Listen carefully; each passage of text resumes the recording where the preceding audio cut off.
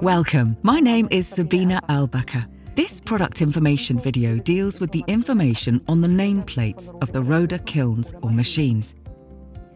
Every ROHDE kiln and machine has a nameplate. This contains all the essential information on the model, type, year of construction and connection values.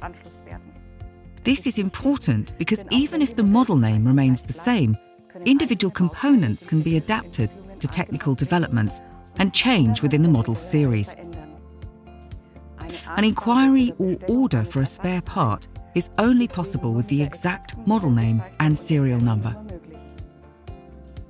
The model name, serial number, and year of manufacture can be found in the first line.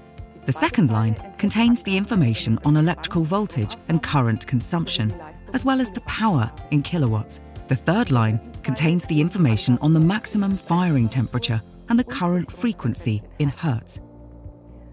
The nameplate is completed by our address as the manufacturer and the CE mark. Incidentally, it's a good idea to take a photo of the nameplate when it's set up, or to archive the information in another way, and always have it to hand. The information on it is important for ordering spare parts, and also serves as equipment information for an electrician, for example.